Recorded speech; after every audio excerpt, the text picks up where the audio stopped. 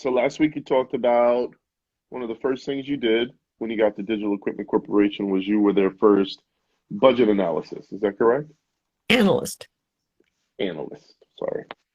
No So it kind worries. of brings up the interesting fact that most entrepreneurs, especially now in days and time, we don't necessarily work on a budget. We don't necessarily forecast. So in this conversation, I wanted to see if you could go over some possible tricks of the trade, cheat codes, or recommendations for how an entrepreneur, whether pre-existing or up and coming, should set a budget. Like what type of tools should they use?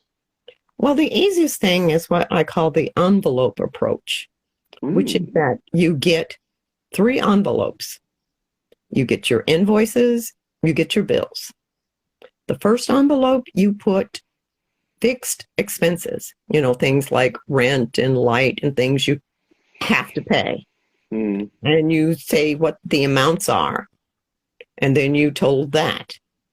Then you go to these other expenses for which you have bills, but those are discretionary. Those are things mm, like you don't necessarily have to eat out every night. So you could mm, decide that you could afford, $100 for food. So you look mm, at what you actually have bills for, and you say, okay, this is the amount of money that I feel comfortable that I need these things, but I do understand that if there's a problem with the revenue, I could cut out some of these things. So you write mm, those on your second envelope. Then your third envelope is your fun envelope. That's the one where you write down the invoices from your customers and you see how much money you have coming in, let's say for the month of January. Now that you have these three envelopes, you're going to be able to say, okay, this is how much money I expect to come in January. This is what I absolutely must pay. This is what I like, but I can cut down on some of these. And you look at the bottom line, you add your expenses together, and you look at your revenues and you say, hey, everything's okay. Or you say, oops, it looks like I'm going to be a little short. So let me go over to the envelope where I have all this discretionary stuff and see what I can cut out so it fits within what I'm going to get in terms of income. mm, Now, this is where forecasting comes in. Okay, you can't change January, but you have an opportunity to change February.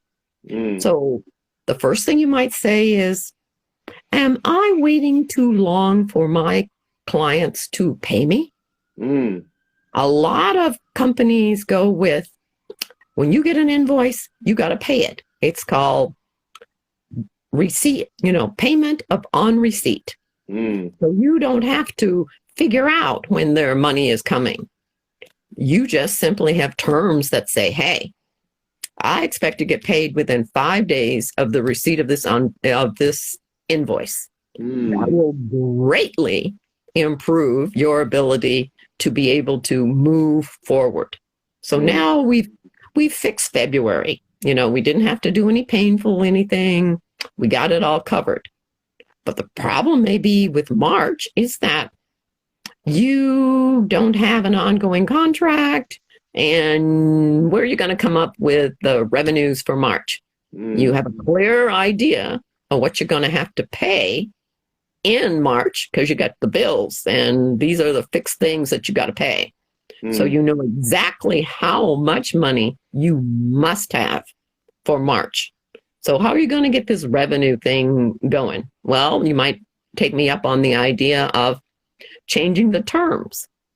Since you don't have an ongoing contract, you're completely free to change the terms and say, I want to get paid at the time I send you the invoice. And when I deliver my services, I expect to get paid within 5 days. mm, That will definitely improve your March numbers.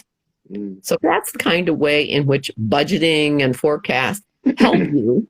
And you don't have to make it complicated. You can make it as simple as the envelope approach until you get to a point where you have something more complex to manage. Got it. So you wheeled it in. I like how you wheeled it in. Using the term envelope is probably a little old school, but how Oh, would I'm you? so sorry. It's super old school. You just showed your age. We all know how old you are. Okay, So well, the gray hair might give it away too. true, true, true, true. So for those that want to equate that, that could easily be an Excel spreadsheet. That could easily be your you know notes. If you can use it on QuickBooks, whatever it is you use, you could use something that could set up each one of those. And a lot of those softwares automate that system. So they have checks and balances there, and then they have possibly incoming invoices. So there is some web based out there. There's also some software out there, your CRM, that sort of thing, where you can kind of manage that entire customer experience, whether it's on your side as I don't want to say the supplier, but the person that's supplying and the person that's meeting that demand, which is buying it. Yeah, you just got to come up with something because all of those platforms that you just mentioned Mm. involve you having to enter stuff and do stuff and make it happen. So This no is forecasting, no forecasting on those. uh, what I'm trying to do is say, let's get the concepts of budgeting and forecasting down before we start picking out what platform we ought to be doing it. Because Okay. understanding the concepts, however you want to handle it, is much more important than what your choice is of how you manage yourself. Hmm. Makes sense. Makes sense. Makes sense. I like it. So you're saying let's take the real kind of almost written down approach so that you can get that general ledger feel for everything and then convert it to whatever makes sense for you in terms of software. Yes, because there are just so many platforms out there that can help you, but nobody can help you understand the basic concepts. Mm. You got to learn those on your own. I get it. Yeah, yeah. Awesome. Any other recommendations or tips for our very eager audience? I would also say we've been putting tips of the day on Instagram, and one of the biggest ones is don't go it alone. Mm. Don't decide that you have to have all the answers. Mm. The best part of networking is that there's always somebody who has an idea or who's gone through the same experience you have that can give you some advice. Now, Mm. you look on the internet and you have a few thousand people trying to give you advice. Right. So you got to pick somebody that you really trust. And you've got to, even if it's just as simple as sitting with your phone and saying how you feel, what you feel is the problem, or not the problem, but something that's overwhelming you. Mm. Just get it out from inside of you Mm. because you need to sleep. You need to get enough rest because you're the foundation of your business. So you Mm. need to be healthy both physically and mentally. Mm. So not deciding that you have to have all the answers, you have to know everything, Mm. and picking somebody that you can at least be a sounding board. Hey, Mm. Mm. I have been trying to get this client. I have talked to that person, 6 times.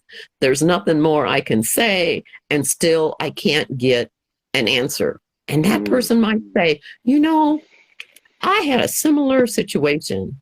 And sometimes you just need to leave people alone for about a week while they kind of stew on it and let it go. And then that's the kind of advice that you kind of, oh yes, that feels so good to know that it's not me, it's them. Okay, I'm good with that.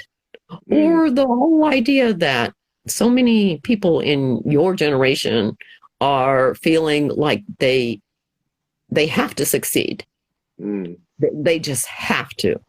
Right. Well, succeeding is a roller coaster. Sometimes it really works really well, and sometimes you're down in the valley and it's not working so well. Mm. You have to remain motivated.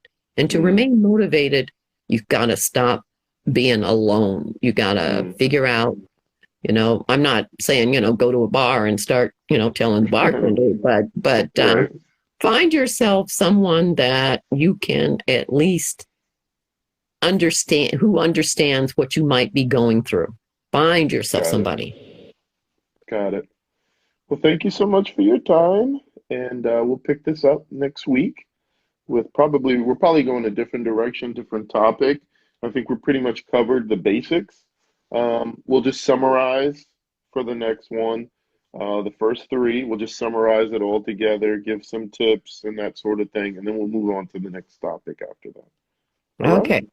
All right. Well, thank everyone for tuning in, and thank you, Sincere, for being such a wonderful facilitator. All right. Let's talk well. Okay.